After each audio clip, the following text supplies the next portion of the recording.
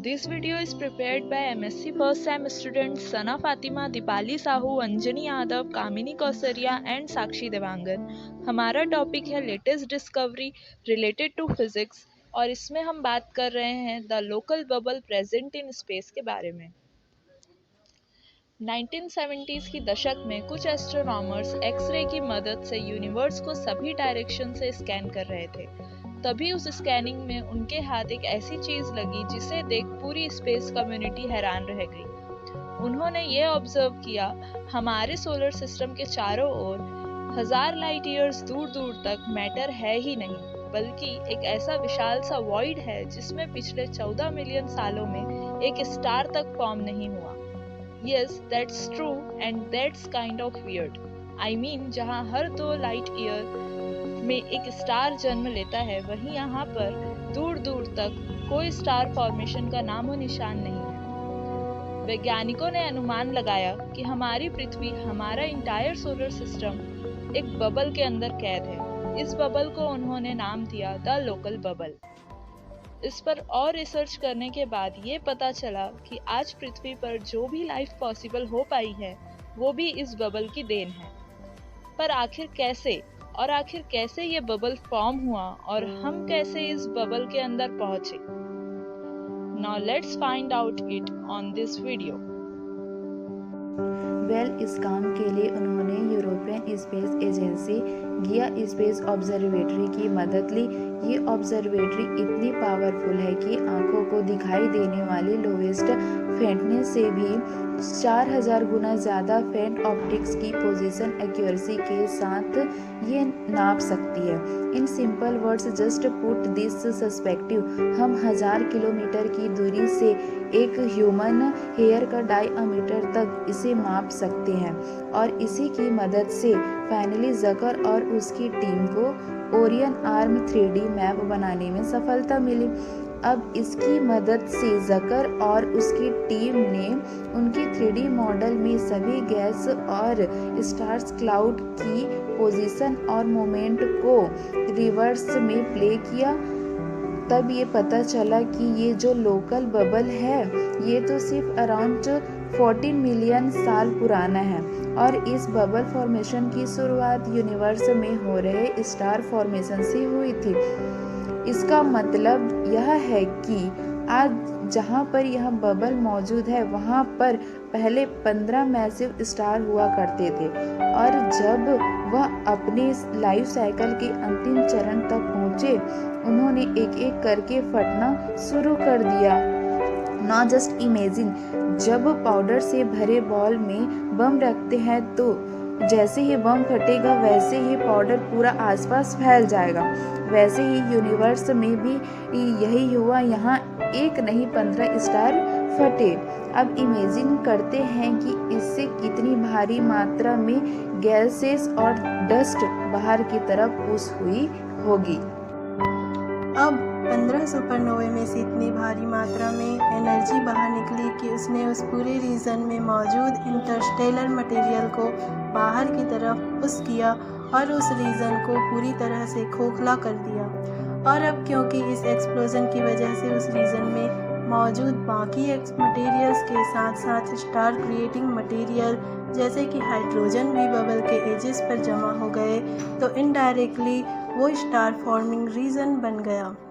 और अगर आज की तारीख में देखा जाए तो आज इस पूरे बबल के सरफेस पर 7 स्टार फॉर्मिंग रीजन्स मौजूद हैं और हाल ही में जब इन्हें स्टडी किया जा रहा था तब इनके पोजीशंस के बेसिस पर एक बहुत ही इम्पॉर्टेंट बात सामने आई कि हमारा जो बबल है वो कोई बबल शेप का तो है ही नहीं, वो एक रैंडमाइज्ड ब्लॉब शेप का है, जस्ट लाइक ए पीनट, क्योंकि खुद ही 6.4 किलोमीटर पर सेकंड की स्पीड से एक्सपैंड हो रहा है।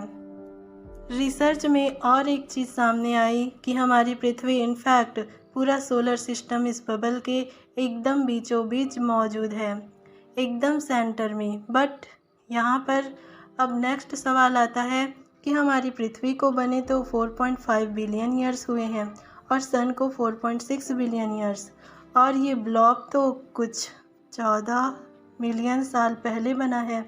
तो फिर ये ब्लॉब इस बबल के बीच में आखिर आए कैसे?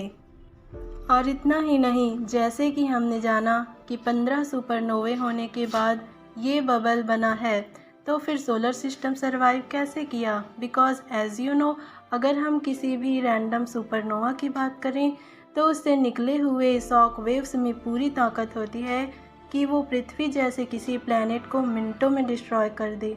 सो डेफिनेटली द क्वेश्चन फॉलोज कि अगर हम इसके अंदर थे तो अब तक हम जिंदा कैसे हैं?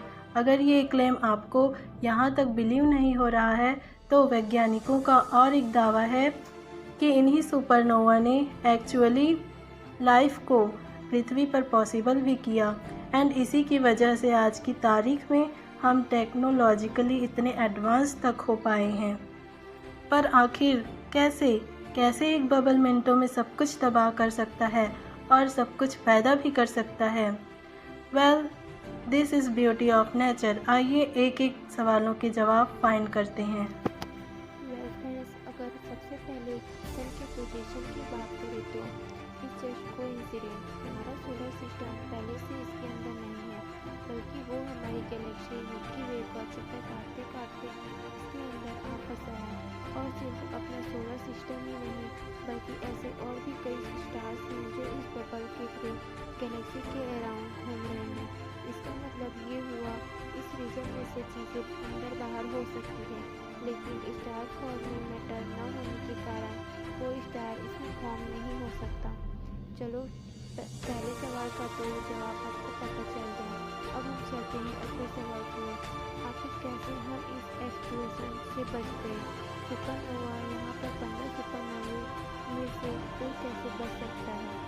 Well, we all know supernova से निकलने वाले रेडिएशन कोई नॉर्मल कॉस्मिक रेडिएशन नहीं होती, जिसे किसी भी प्लैनेट का एटमॉस्फेयर आसानी से फिल्टर आउट कर सके। इन कॉस्मिक रेडिएशन का एक अल्ट्रावायलेट सन से निकलने वाले रेडिएशन से कई गुना ज़्यादा पावरफुल होता है। और अगर पृथ्वी पर इस वक्त गिर गया तो वो ओजोन लेयर से पास होने के बाद भी इतना पावरफुल होगा कि पृथ्वी पर रहने वाले हर छोटे से छोटे जीव कुछ मिनटों में ही तबाह हो जाएंगे।